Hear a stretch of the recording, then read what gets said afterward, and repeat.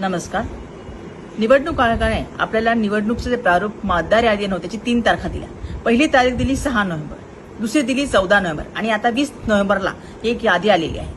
ती यादीमध्ये जर आपल्याला काही चेंजेस करायचे तर त्यासाठी त्यांनी फक्त 7 दिवस दिले. 27 नोव्हेंबरपर्यंतच आपण त्यामध्ये बदल घडून आणू शकतो. आणि जर ह्या यादीचं आपण जर पाहणी केली त्याच्यामध्ये 11 लाखाहून जास्त मतदार हे आपल्याला दुबार दिसतात. काही काही ठिकाणी 3 वेळा किंवा 4 वेळा सुद्धा नावं आलेली दिसतात. आणि ह्यांची जर संख्या जर बघितली तर पश्चिम उपनगर, पूर्व उपनगर आणि शहर याच्यामध्ये सुद्धा यांची संख्या खूप जास्त प्रमाणात आहे. आणि ह्याची जर संख्या जर सांगते मी तुम्हाला, पश्चिम उपनगरामध्ये याची संख्या 4,98,597 इतकी आहे. पूर्व उपनगरामध्ये 3,29,216 इतकी आहे आणि शहरामध्ये 2,73,692 इतकी आहे. ही जी संख्या जर बघितली तर आपल्याला नक्कीच या निवडणूक आयोगावर प्रश्नचिन्ह निर्माण होत आहे.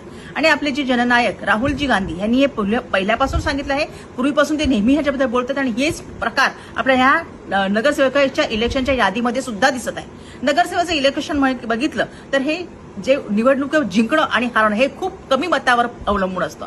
ह्यामध्ये 2 अंकी सुद्धा ह्याच्या संख्येमध्ये माणूस जिंकू शकतो आणि हरू शकतो. आणि अशा परिस्थितीमध्ये जर हे लाखामध्ये जर मतदार आपल्याला दुबार दिसत आहेत तर ह्याच्यावर आपल्याला नक्कीच प्रश्नचिन्ह उभं करणं आवश्यक आहे. आणि ह्या निवडणूक आयोगाला नक्कीच ह्याच्याबद्दल उत्तर देणं अपेक्षित आहे. आणि जर उत्तर नाही दिलं तर काँग्रेस यासाठी न्यायासाठी लढण्यासाठी तयार आहे. एवढंच सांगते. धन्यवाद.